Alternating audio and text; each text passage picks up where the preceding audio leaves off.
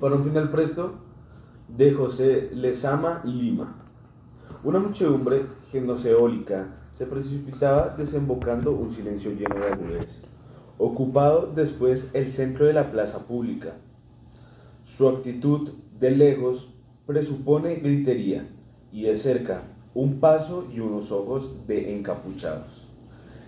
Eran transparentes jóvenes estoicos, discípulos de Galapanes de Numidia, que aportaban el más decidido contingente al sucedido colectivo preconizado por la secta. Ese fervor lo había conseguido Galapanes abriendo las puertas de sus jardines a jóvenes de 15 a 20 años. Así logró aportar 333 decidos jóvenes que se iban a precipitar en el suicidio colectivo al final de sus elecciones. La secta, denominada el secuestro de Tamboril para la luna menguante, tenía visibles influencias orientales, y por eso muchos padres atenienses que amaban más el eidos que al ideal de vida refinada, si me mandaban a sus hijos a esos jardines era para permitirse el áureo dispendio de que sus hijos, sin viajar, pudiesen hablar de exotismos. La primera idea del fundador, el secuestro de Tamboril, había surgido en Galapanes de Numidia, al observar cómo el rey Kublai, al verse en el trance de ejecutar a un grupo de conspiradores, había tenido que arrancarlos de la vía amenazadora que llevaban y lanzarlos con fuerza gomosa en la Moira o en Tártaro, según estuviesen más apegados a la religión que nacía o a la que moría.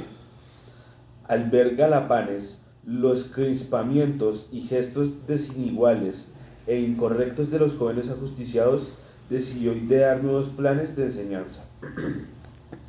Un jardín de amistosas conversiones, donde los jóvenes fueron conspiradores o amigos, pero donde pudiesen irse preparando para entrar en la muerte, cuando se cumpliesen los deseos del rey. Así, una de las frases que había de seguir en la academia: un joven desalmado, o que paseaba perros o tortugas, es tan incorrecto o alucinante como el león que en la selva no ruge 2 o 3 veces al día. Con esos recuerdos, los jóvenes iban conservando y preparándose para morir, mientras el rey afinaba mejor sus ocios y buscaba con detenimiento la mejor cabeza. Había acudido los 333 jóvenes estoicos para cerrar el curso con el suicidio colectivo. Existía en el centro de la plaza pública un cuadrado de vigorosas llamas, donde los jóvenes iban lanzando como si se zambullesen en una piscina. El fuego actuaba con silencio y el cuerpo se adelantaba silenciosamente. Esa decisión e imposibilidad de traición, ninguno de los jóvenes transparentes había faltado. Únicamente podía haber sido alcanzado por las pandillas diseminadas de estoicos contemporáneos. Aún en el San Mauricio de Greco, lo que se muestra es patente: se espera la muerte. No se va hacia la muerte, no se prolonga el paseo hasta la muerte. Solamente los estoicos contemporáneos podían mostrar esa calidad. Ningún traidor, ningún joven vividor y persuador había corrido para indicar al rey que los jóvenes que él utilizaba para la guerra iban con pasos cautelosos a hacer sus propios ofrecimientos con su propio cuerpo ante el fuego. Las lecciones de los últimos estoicos transcurrían visiblemente en el jardín. Sus cautelas, sus frases lentas, los mantenimientos para los curiosos alejados de cualquier decisión turbulenta. Muy cerca, en sótanos aserrados, una banda de conservadores chinos, en combinación con unos falsificadores de diamantes de Glasgow, había fundado la sociedad secreta El Arcoíris Ametrallado. En el fondo, ni eran conservadores chinos ni falsificadores de diamantes. Era esa la disculpa para reunirse en el sótano. ya que por la noche iban a los sitios más concurridos del violín, la roga y el préstamo. Querían apoderarse del rey, para que el hijo del jefe, que tenía unas narices leonidas de leproso, utilizadas desde luego como un atributo más de su temerariedad, fuese instalado en el trono, mientras el jefe disfrutaría con su requerida un estilo en las arenas de Long Beach. La policía vigilaba copiosamente a la banda de chinos y falsificadores, pero sufrieron un error esencial que a la postre valoría en innumerables errores de detalles. De esos errores derivan un grupo escultórico, una muerte fuera de toda casualidad y la súplica de un rey. Era el día escogido por los estoicos de Galapanes para iniciar los suicidios colectivos. El frenesí con que había surgido los gendarmes de la estación les impedía entrar a sospechas al ver los pasos lentos, casi pitagorizados de los estoicos.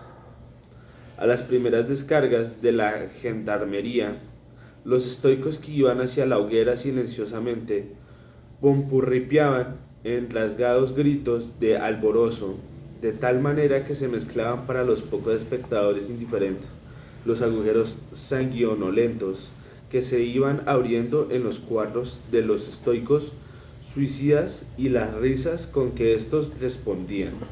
Al continuar las detonaciones, las carcajadas se frenetizaron. El capitán que dirigía el pelotón tuvo una intuición desmedida, la situación siguiente a la muerte de su tío, poseedor de un inquieto comercio de cerámica de Delft, y ya antes de morir serenamente arruinado, con quien había vivido desde los 5 años. Al ocurrir la muerte de su tío, se obligaba a aceptar esa plaza de capitán de gendarmes, brindada por un cuarentón comandante de húsares a quien había conocido en un baile conmemorativo del 14 de julio. Nuestro futuro capitán de gendarmes había asistido al baile disfrazado de comandante de húsares, mientras el comandante de húsares asistía disfrazado de cordelero franciscano. Este fue el motivo de su amistad, iniciada por unas sonrisas mefistofélicas, continuada por la esperanza de la plaza demandada y terminada, como siempre, por una apoplejía fulminante. El comandante, cuando se embriagaba, abría su Bagdad de lugares comunes. Uno de los que recordaba el actual capitán de gendarmes era que una carga de húsares era la antítesis del suicidio colectivo de los estoicos. Más tarde, al recibir una beca en Yale para estudiar en taladro en la cultura eritrea, en la relación con el culto al sol, en la cultura totoneca, había aclarado esa frase que él creía sibilina al brotar mezclada con los eructos de una copa de Borgoña, seguido por la ringlera inalcanzable de tazos de cerveza. Un significante estudiante de filosofía de Yale que presumía que había frustrado su vocación, pues él quería ser pastor protestante y poseer una cría de pericos cojos del Japón.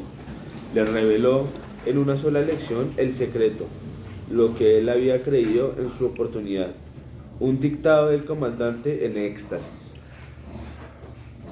La plaza pública ofreció diagonalmente la presencia del museo y de una bodega de vinos siracusanos.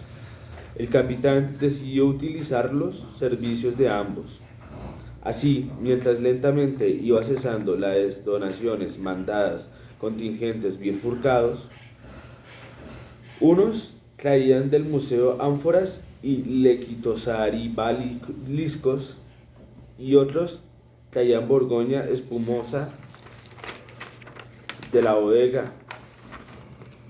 Los estoicos se iban roncando en cesijuntos aunque no en malhumorados. El jefe, Galapanes, de Numilla, había trazado el plan donde estaban, ya de antemano, copadas todas las salidas. Días antes del vuelco definitivo de los estoicos suicidas, en la plaza pública, había hecho traer de la bodega sus colecciones de vino, con la disculpa de consultar etiquetas y precios para la festividad trascendental. Los había devuelto, alegando otras periferias y las excesivas lejanías aún del festival, pero regresaban los frascos portando los venenos más instantáneos. Los gendarmes, que creían transportar en esas ánforas líquidas, sanguinosas, cordiales, en conciliaciones con el gendarme y el transcurso, se quedaban absortos al observar cómo abrevando los estoicos entraban en la Moira. Los estoicos, con desificaciones misteriosas casual, provocado, morirían al reconciliarse con la vida y el vino les abriría la puerta de la perfecta ataraxia. El rey vigilaba a los conspiradores que no eran conspiradores, pero desconocían a los estoicos de Galapanes. Creía, como el principio creyó el capitán, que la salida era la de los conspiradores falsarios. Desde una ventana conveniente contempló el primer choque de los gendarmes con los estoicos, pero al observar posteriormente cómo conducían hasta los labios de los que él presuponía conspiradores las ánforas vinosas, creyó en la traición de ese pelotón, y desesperado, irregular, ocultaizo, ocurrió a hacer la llamada a otro cuartel donde él creía encontrar fidelidad. Ante esa llamada y su noticia, la tropa salió con el cohete sucesivo que permitiría a Endimión besar la luna. Pero entre la llamada y la salida a escape habían sucedido cosas que no son de cordación. En ese cuartel, en la manipulación de los nítricos, trabaja un pacifista desesperado, fundador de la sociedad La Blancura Comunidad, cuya finalidad era hacer por injertos sucesivos preciosos trabajos de laboratorismo suizo, del tigre, una jirafa y del águila. Un sinsontle asistía furtivamente a las reuniones de los estoicos. En sus paseos digestivos sorprendía a ratos a aquellos diálogos la preparación de la muerte, y sabía la noche en la que los estoicos caerían sobre la plaza pública. El día anterior se introdujo valerosamente en el almacén del cuartel y le quitó cada rifle tornillo de precisión, debilitando en tal forma el fulminamiento que el plomo caía a pocos pies del tirador, formándose tan solo el halo detonante de una descarga temeraria. Al llegar a la plaza, la tropa del cuartel y contemplar a los gendarmes y a los supuestos conspiradores, alzando el ánfora de la amistad, lanzaron de inmediato disparos tras disparos. Los estoicos ya habían cayendo por el veneno, deslizando en las ánforas, pero la tropa del cuartel admiraba su puntería. La cegadora furia les impedía contemplar que el plomo caía, pobre del impulso en una parábola miserable. Cuando creían que la muerte lanzaba con exquisitez geométrica, daba en el pecho de los conspiradores, el azar le comunicaba a su certeza una vacilación disfrazada tras lo alcanzado. Tan distante siempre de los errores preparados por los maestros de ajedrez, que saben distribuir un frasco parcial, o el detalle imperfecto de algún retrato de Goya. El perrillo, Guataeu, que tenía una cabeza de tagalo, combatiente, hecho maliciosamente para que el conjunto adquiera una deslizada exquisitez. El rey formaba un grupo escultorio. Detrás de la ventana, contemplaba la muerte refinada, activísima, y las detonaciones bárbaras, eternamente inútiles. Cuando llegó a la plaza pública, la tropa del cuartel y vio sus detonaciones. Ocurrió a llamar a los otros cuarteles, anunciándole paz tendida y muy blanca. El grueso de sus tropas vigilaba las fronteras. El jefe de la pandilla acariciaba sus parabrisas y vigilaba todo posible gaudeo de sus ametralladoras. Al pasar el jefe por la estación del capitán de gendarmes, notó una ausencia terrible. Más tarde, al no encontrar resistencia por parte de la tropa del cuartel, pensaron que todos esos guerreros equivocados estaban rodeando al rey para prepararse una defensa real. Al pasar por la plaza, pensaron en el regreso de las tropas fronterizas en abierta pugna con aspirantes consanguíneos, ya que aquí pensaron que les sería fácil apoderarse del rey, pero extremadamente peligroso abrir las ventanas del rey, puesto frente a esa plaza donde se sabía cuándo sería el último muerto y con quien en definitiva se abrazaría. La jornada de los conspiradores falsarios era como un largo brazo que va adentrándose en un oleaje. Pudieron resbalar en el palacio hasta llegar frente a la antecámara. Aquí, el jefe y su hijo, el de las narices leoninas de leproso, se adelantaron finos, capciosos, con sus dedos, con un instrumental, aprobándose en la yugular legicia. Un año después, el jefe, con su quería, se estira y desespera en las arenas del Long Beach, contemplando la cáscara de toronja que las aguas se llevan y el peine desatando como un mechón pelirrojo que las aguas quieren caer hasta las arenas. Fin.